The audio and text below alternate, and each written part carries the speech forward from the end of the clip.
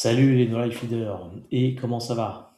Aujourd'hui, on va tenter de paralléliser nos développements grâce à Cursor et on va voir comment on va s'y prendre sur un exemple concret.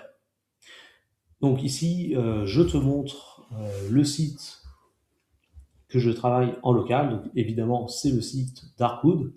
Et comme je t'avais montré dans mon article précédent la semaine dernière, actuellement, je travaille sur un bundle qui s'appelle Darkwood IA Exception, qui te permet de générer des exceptions Symfony à travers l'IA. Aujourd'hui, moi, ce qui va m'intéresser, en fait, pour mon cas de figure, c'était d'améliorer ce bundle. Et en fait, j'ai remarqué deux problématiques qui pourraient être intéressantes justement à améliorer sur ce bundle. La première problématique, c'est ce logo qui est à la base en fait le logo d'exception que j'utilise sur Darkwood sur toutes mes pages afin de dire en fait qu'il y a une erreur. En fait, moi ce que je pense c'est que ce logo n'est pas adapté par rapport à ce bundle car en fait il faut l'améliorer dans le sens où le logo en fait doit être un logo à travers l'IA. C'est-à-dire qu'en fait, c'est pour ça que j'ai fait une issue ici. Donc l'idée de l'issue, c'est de changer le logo et de le remplacer par un logo de type IA. Donc ça, c'est la première issue. Ensuite, la deuxième issue que j'ai réalisée, que j'ai créée sur GitHub, va consister en fait à reporter la réponse de l'agent à travers un processus asynchrone.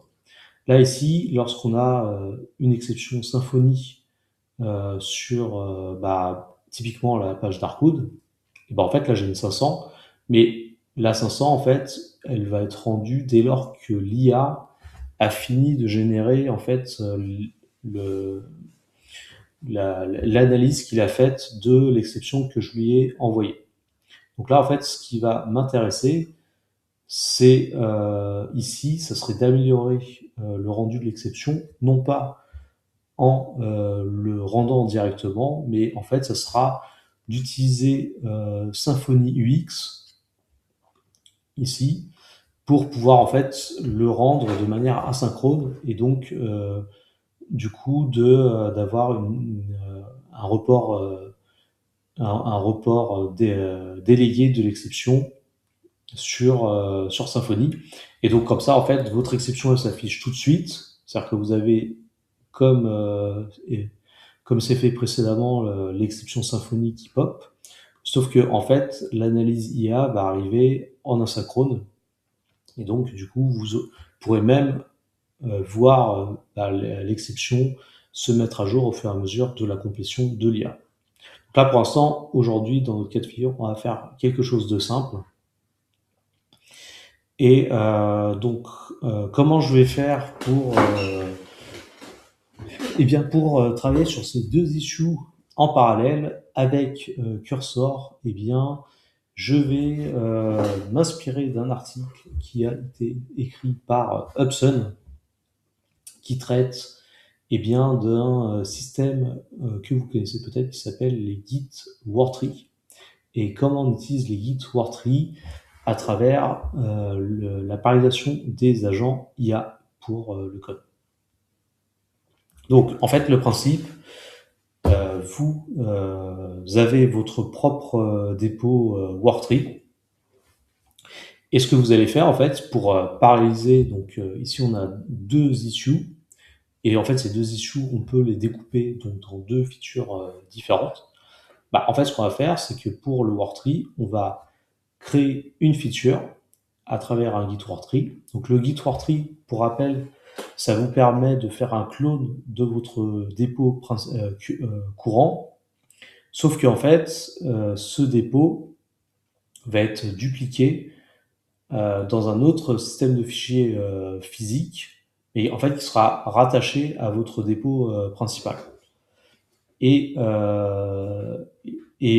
donc c'est pareil, donc pour la deuxième issue, vous allez avoir aussi donc un autre dépôt qui sera créé. En fait, ces deux dépôts ne cohabiteront pas ensemble. C'est-à-dire qu'en fait, eh bien, votre agent IA, le premier agent, il va pouvoir traiter de la résolution de la première feature, et votre deuxième agent IA pourra traiter de la gestion de la deuxième feature. Et comme ça, en fait, eh bien, vous pouvez traiter deux exceptions en parallèle grâce à ça. Et en fait, comme on est sur Git, eh bien, vous raisonnez par un système de branches et il n'y a pas de différence avec avant, c'est-à-dire que vous, en fait, vous allez avoir vos deux features qui vont être créées et vous allez pouvoir pusher vos deux features dans des dépôts séparés. Et donc, c'est exactement ce qui est mis en valeur dans cet article. C'est-à-dire que vous êtes un développeur et du coup, vous allez pouvoir paralléliser les sessions d'agents à travers vos différents workstreams. Donc, en fait, un agent va travailler sur une pull request, un autre agent va travailler sur un autre pull request. Et grâce au workstream, en fait, vous n'aurez pas de problématique vous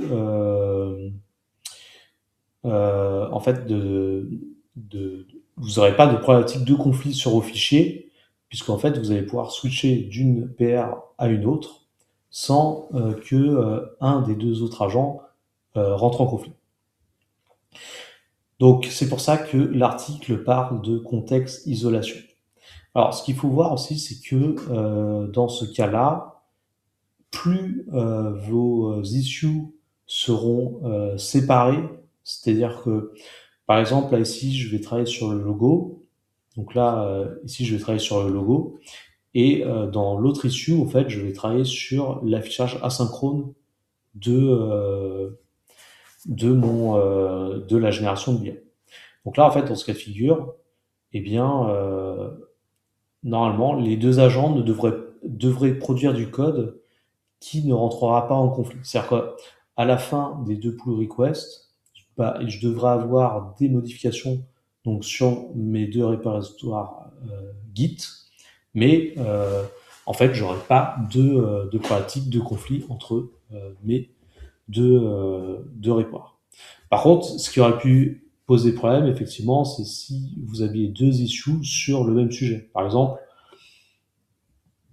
si je demande de retravailler l'analyse d'agent et sur une autre issue, par exemple, je veux retravailler la mise en page de la manière dont c'est affiché, effectivement, là, ça va rentrer en conflit. Donc, ce qu'il y a d'intéressant, c'est que vos deux agents vont pouvoir travailler de manière autonome sur vos deux issues. Mais effectivement, après, tout à la fin, Git, quand vous allez arriver vos autres deux pull requests, vous aurez forcément des conflits. Donc c'est pour ça que il faut aussi prendre en compte le contexte et la manière dont vous allez pouvoir cibler vous allez pouvoir découper un peu vos tâches pour éviter que vos agents rentrent en conflit les uns les autres sur eux-mêmes. Et du coup, je vais continuer sur l'article aussi parce que c'est intéressant. En fait, dans le cas d'Upson, ce qu'il y a aussi d'intéressant, c'est que Upson, c'est aussi un service qui permet de déployer vos applications Symfony. Et là, en l'occurrence, vous, ce qui vous intéresse aussi, c'est de pouvoir tester votre application directement en production. Donc là, effectivement, donc là, quand vous allez passer sur un système de worktree, vous allez avoir un conflit de port. Et donc, du coup, à chaque fois que vous allez faire donc une nouvelle feature, eh bien, vous aurez forcément des conflits. Donc là, l'idée, c'est aussi de pouvoir segmenter un petit peu, de prendre en compte ça en considération, puisque vous, ça vous permettra en fait, par exemple, de faire du déploiement sur des pull requests séparés, mais qui seront visibles donc sur différentes, sur vos différentes branches. Mais ça, après, ces conflits, ça peut être réglé donc par ce système, c'est-à-dire que vous allez choisir un service de port qui est en fait votre port de base, et après, en fait, vous allez prendre l'index worktree avec l'offset. Et ensuite, effectivement, vous avez différents types d'autres cas qui sont traités dans cet article. Donc ça, je ne reviendrai pas, vous pouvez la lire. On a donc là, l'article parle aussi donc d'outils émergents comme Agentry, il y a Git Worker Runner. Donc ça, en fait, je les connais pas. Moi, là, dans mon cas de figure, je vais me baser sur Cursor. Et donc, eh bien, à travers tout ça, donc voilà, vous allez pouvoir créer donc des agents autonomes qui vont pouvoir travailler sur des tâches différentes. Donc, dans les ressources, effectivement, donc vous allez pouvoir, je vous laisse lire les ressources de l'article, mais là, en l'occurrence, dans notre cas de figure, moi, les ressources qui m'ont intéressé, donc c'était une des ressources, c'était GitWorktree. Donc déjà, moi, ça m'a permis aussi de revoir un petit peu ce qu'était GitWorktree. Donc quand en fait, donc là, l'idée, c'est de vous montrer en concret comment vous faites un GitWorktree. Et bien, du coup, vous appliquez la commande qui s'appelle GitWorktree add et vous donnez en fait votre répertoire avec le nom de la branche sur laquelle vous voulez traiter. Et, euh, et donc, euh, et donc, par rapport à ça, en fait, Cursor intègre aussi dans la documentation, eh bien, le mode Worktree sur vos agents. Ok, donc maintenant qu'on a vu la théorie, on va passer à la pratique.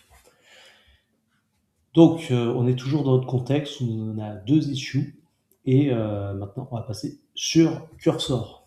Donc, comment ça marche sur Cursor? Alors, ce qu'il faut que je vous dise, c'est que, eh bien, j'ai déjà fait le vibe coding avant de réaliser la vidéo parce que j'avais besoin moi-même de regarder un petit peu comment ça fonctionne. Donc, par rapport à Cursor, moi, c'était la première fois que je faisais ça. Et alors, dans mon cas de figure, je me place dans un workspace. Alors, ce qu'il faut savoir, c'est qu'au niveau d'un workspace, quand on crée un nouvel agent, ici, en fait, au niveau local, alors on peut pas créer de multi-route. En fait, on peut pas changer le mode, ce qui est valable dans la documentation. Donc, pour ma part, en fait, là, j'ai pas créé de workflow. En fait, j'ai pas créé d'agent workflow à partir du mode normal, puisque là, je suis en mode workspace. Donc, pour l'instant, eh bien, j'ai fait la manipulation à la main. Alors, donc, comment j'ai fait ça? Donc, du coup, eh bien, j'ai cloné moi-même en fait le dépôt. Donc, j'ai fait un git worktree de ma première feature et ensuite un git worktree de la deuxième feature. Et ensuite, après, j'ai demandé à mes agents. Donc là ici pour la première exception, en fait, donc là c'était pour faire, voilà, c'est pour faire l'exception asynchrone. En fait, j'ai repris mon issue, je lui ai mis le dépôt du worktree et ensuite je lui ai remis l'issue. Et après, en fait, j'ai fait la même chose pour ma Dangelicon. Du coup, j'ai remis donc là la feature de, ma, de mon issue première et ensuite je lui ai remis le contexte de l'issue que je voulais faire. Et alors, du coup, bah, en fait, là, j'ai pu faire de l'asynchrone avec mes deux agents. Et dans mon cas de figure, bah, comment ça va se gérer bah, pour le contexte switching, pour passer d'une feature à l'autre. Donc là, en fait, ce que j'ai eu besoin de faire, c'est d'aller dans les vendors Darkwood. Et ici, eh bien, en fait, le IA exception bundle qui est normalement chargé par Composer, en fait, je l'ai lié directement à la bonne feature. Donc là, par exemple, ici, eh bien, je veux regarder donc au niveau de l'IA, qu'est-ce qu'il m'a produit. Donc, IA exception bundle, donc la feature 2, donc pour avoir le rendu asynchrone. Donc là, je vais aller au niveau de mon dépôt. Donc, ce que j'ai fait tout à l'heure, c'est que j'avais vidé mon cache. Et alors au niveau du contrôleur principal, j'ai volontairement créé une exception pour pouvoir justement afficher le message. Et donc là, ça analyse. Et donc là, ça analyse et oui, donc voilà. Donc là, ça m'a fait ma feature avec du coup en header, donc la route qui est chargée en asynchrone. Donc là, l'intérêt, c'est du coup d'avoir l'exception qui arrive directement et l'analyse qui arrive du coup sur le fil. Bon. Après, ce qu'il faudra faire peut-être après ça, c'est une nouvelle issue pour faire un peu comme un agent IA, c'est-à-dire qu'en fait, on génère l'exception, la génération se fait de manière progressive et en stream. Donc ça sera peut-être, on verra. Donc selon vos retours, euh, selon vos retours, et ben je verrai si c'est quelque chose qui est intéressant à faire. Mais effectivement, habituellement, on est habitué à voir quand on tape sur un message, la réponse est reportée et s'affiche progressivement. Donc là, on a effectivement le retour de l'IA. Donc là, en l'occurrence, j'utilise OpenAI et donc j'ai eu le retour de l'exception. Donc là, en fait, on a bien isolé le contexte. Donc là, en pull request, là, l'IA m'a fait tout ça. Et alors, qu'est-ce qu'elle m'a généré donc là, pour euh, pour faire un petit récap de ce qu'elle m'a généré, en fait, elle m'a généré un nouveau système de routing avec une histoire de route loader. En fait, ça permet d'avoir un IA exception contrôleur dédié par rapport à ça. Et aussi au niveau du modèle. Donc, en fait, elle m'a créé aussi un contexte. Donc, l'idée, en fait, c'est de pouvoir enregistrer le contexte. Parce que là, comme on est en asynchrone, il faut pouvoir rajouter le, les informations du contexte qu'on a en asynchrone. Et comme ça, en fait, quand on fait voilà, au niveau de mon service, du coup, j'ai des nouvelles méthodes pour analyser le contenu depuis un contexte. Et aussi, voilà, donc au niveau, en fait, au niveau du call de l'agent, soit en fait ça retourne l'erreur, soit en fait ça va call l'agent avec le contenu. Mais quand on activait l'option asynchrone, en fait, du coup, ça va store le contexte. C'est pour ça qu'en fait, là, ici, j'ai un nouveau service qui permet de store le contexte. Donc, après, avoir, effectivement, donc là, on aurait pu le laisser dans le service à proprement parler. Et bon, il y a à faire un nouveau service pour générer ça. Donc ça, du coup, là, je suis content de ma feature. Donc là, ce que je vais faire, c'est que je vais la commit en depot. Donc là, je génère le message d'exception, implement exception list for exception. Bon. Voilà, très bien. De toute façon, c'est lié à l'issue. Donc pour l'instant, je vais pas. Bon, ouais, si je vais quand même laisser le message à la limite. Bon, pour l'instant, je vais faire le commit. Je finirai les changements tout à l'heure. Donc, bon, ça c'était juste pour moi.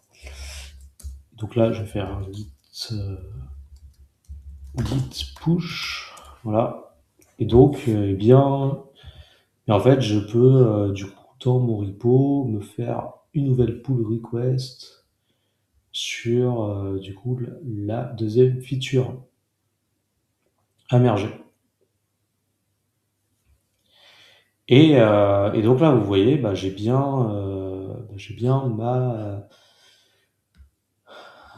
en fait, là, du coup, j'ai bien mes deux pull requests. Parce que Tout à l'heure, en fait, j'ai laissé tourner donc l'autre agent pour faire mon logo. Et là, ce que je peux faire, c'est faire du context switching. Donc là, ce que j'ai besoin de faire du coup, c'est de changer au niveau du vendeur. Donc je vais me placer, en fait, je vais changer le lien symbolique du vendeur. Donc je vais le retrouver, je l'ai mis là tout à l'heure. Là, c'est la feature 2. Et voilà, donc là, je me mets sur ma feature 1. Ce que je fais, c'est que je rafraîchis mon cache. Et là, je rafraîchis. Ah oui, alors là, le problème, c'est alors bon, là, j'ai fait du feature switching, mais ce qu'il y a, c'est que dans la feature précédente, effectivement, j'ai pas besoin de mettre ces paramètres au niveau de Darkwood. Donc ça, il connaît pas en fait. Donc sans ça, je vais le commenter. Et aussi au niveau de mon service, bah ça c'est nouveau, donc je vais pas le mettre aussi. Voilà, rafraîchir, mais ça, en l'occurrence, donc ça sera voilà, donc ça c'était l'autre feature qui consistait à améliorer le logo. Voilà, et donc là j'ai mon logo qui est tout joli et avec cette fois-ci l'exception qui s'est affichée par OpenAI, mais directement dans le navigateur. Voilà, et donc là, eh bien, moi, donc là, j'ai mes deux pull requests. Donc là, bon, je vais les affiner tout à l'heure. Mais en tout cas, moi, c'était pour vous montrer donc un cas concret sur comment j'ai réalisé ça. Voilà, donc, eh bien, si cette vidéo vous intéressait pour améliorer votre productivité grâce à Cursor, en faisant du branch switching avec Git Worktree, et aussi grâce à Cursor qui intègre Git Worktree, et bien en fait, je vous laisse regarder ce qui a été dit, et aussi vous avez pu voir l'exemple concret sur lequel je travaille sur Darkwood. Et du coup, moi, je vous dis à une prochaine vidéo et à la semaine prochaine pour de nouveaux contenus. N'hésitez pas à liker si la vidéo vous intéresse et partager, bien sûr, sur les réseaux sociaux.